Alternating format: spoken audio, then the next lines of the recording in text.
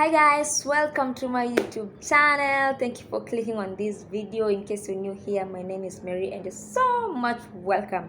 So by the title of the video, you already know what I'm gonna be talking about. It's been a while. I haven't uploaded a video in a month or even two, and I'm sorry I have been away for a while, but here I am. I'm back. I'm always coming and going, but I'm here.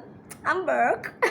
Anyway, today I'm gonna be telling you like the reason why I relocated from Nakuru to Mombasa. I've never talked about this, but at least today I have time to talk about it. So basically, it's been 4 months now down the line since I relocated. I relocated in April, May, June, and we are on July. I'm recording this video on 23rd July, but everything has been fine. But let me first give you like an overview of what I was doing in Nakuru. In Nakuru, I schooled in Egerton University. Na venye niliomaliza, when I graduated, I did not go home. So I started staying in just around the school. So I used to live with students there. But I was working from home. I usually do online writing.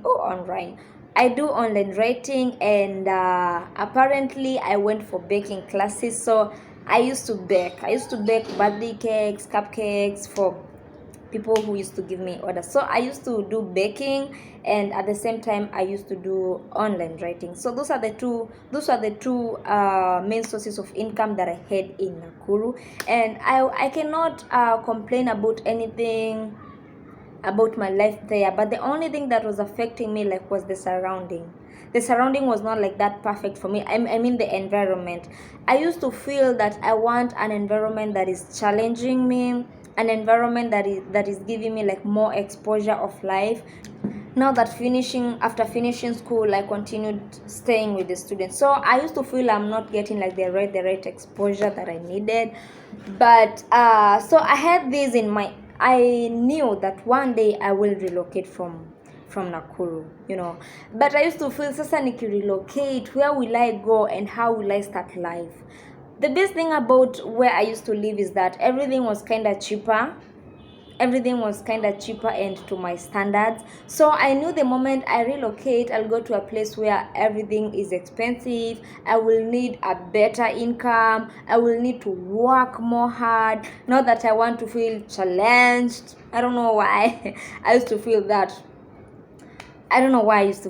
But I used to feel that I want to be challenged. Like I don't want that environment of students anymore. I want to interact with watu wenye wametoka shule na wenye, as in they have an experience of life, So I knew that I can't relocate to Nairobi unless I'm going to work. Remember, I do online writing, so most of the times I'm usually like indoors. I'm already used to my indoor life. You already know that if you're my fan. If you haven't watched my previous video about my life, just go and watch those vlogs. You'll understand more. But anyway, so I knew one day I will relocate, but not in Nairobi. Me na feeling in Nairobi is giving people. Nairobi gives me the vibes of a lot of pressure.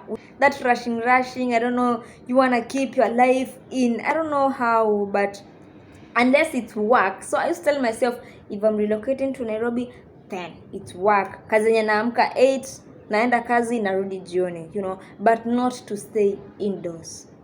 So the other place that was in my mind was in Mombasa. But Mombasa life, I knew it's very, very, very expensive. I knew Mombasa is very expensive. Na nikikuja huku just doing online writing, considering that now that rent nitakuwa nalipa pesa mingi, chakula and everything. I knew that relocate to Mombasa, I will need like a higher income. So I started applying for jobs in Mombasa. Basically in Mombasa, oh God, that mentality is so wrong. When you're applying for jobs, apply for jobs everywhere, just everywhere, okay? Yes, but anyway, so many kinds of apply jobs, and then I was not getting a response. So nikasema, now I have to do something. Like I have to do something whether I like it or not. I have to think outside the box. Apart from hizo jobs na apply, what else can I do? And apart from online rating, even though online rating used to pay my bills, and up to date online rating pays my bills. So I had that nini, I had a business idea yenye nimeishi kutaka kufanya, but now my finances were not allowing me to do that, and my finances were also not allowing me to keep that business idea in my mind. So I had this business idea of Airbnb. When I came for my vacation in December, that is last year, I was hosted in an Airbnb by a friend mwenye nilimtwanga TikTok, So I had that business idea ya Airbnb, and now tukaongea na huyo beste akanielekeza, as in she gave me like a lot of ideas about Airbnb. You need to do this, you need to have this and this and this. So when I look at my finance, naona hapa kitaniramba vibaya sana. Nikisema I will relocate and go to start Airbnb, kitaniramba. So nikajua I have now to work hard. So after now knowing that the only place naweza relocate ni Mombasa, I knew I am not supposed to sleep. Nitafute pesa, nitafute many other online rating employers. Nikajua hapa I am not supposed to sleep, nitafute pesa so that I can relocate. My main goal was to relocate in June, that is last month. But I ended up relocating in April. Simply because niliona the money itaendelea kukaa in Nakuru, itafika point. June is usually a low season when it comes to online rating. So at that time when I had that business idea, it was on February. So nilitafuta a new employer. Now I had 2 employers now. I had 1 employer before, nikatafuta mwingine, now I had 2. And my sister sometimes used to give me kazi and stuff like that.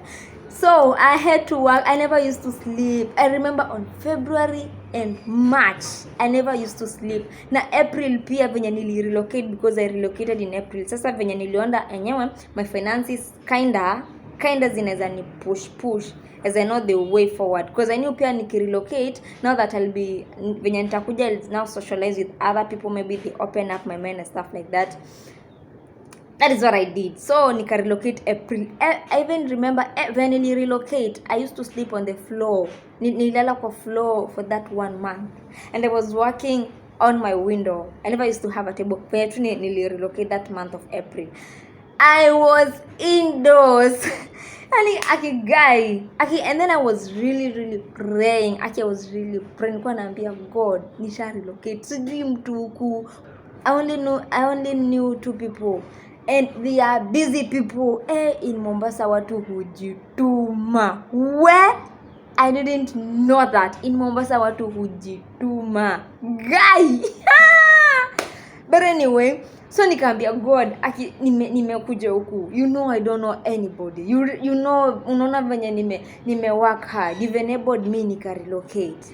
So I really need you in peace. I really need you to open more doors for me, because I don't know what to do. I know nothing. This is a new place for me, nimekuja. What can I do? Nothing. And then, kuna vitu wezi anza kukall mtu, uanze kumuuliza like all of a sudden. There are those small basic things that ukikuja in a new place you need to know. But sasa nilikuwa naona these people wataanza kuona as if I'm becoming now a burden to them, stuff like that, So I started doing it on my own, everything. After that 1 month of April, nikafanya kazi and everything, being indoors and all that, So season ikaisha. My low season started in May. And now that is when pesa yenye nilikuwa nimecollect, I started now buying things. I started with the mattress, bed, tables, the seat, and now the kitchen stuffs. I'll also do a video telling you how much I spend on my B&B. Right now I'm recording this video on my B&B. I'm going to give you a tour of this B&B. Basically, the main reason why I relocated from Nakuru is to come to start my Airbnb, to come to a new environment, to feel challenged. And again, that environment in Nakuru was not like giving me the the best vibes, even though I was still working, even though I was still doing online writing, but nilikuwa na feel no, I really need to relocate from this place, and that is why I came to Mombasa. That's my story. Thank you for watching till the end. Subscribe if you haven't, and see you in the next video.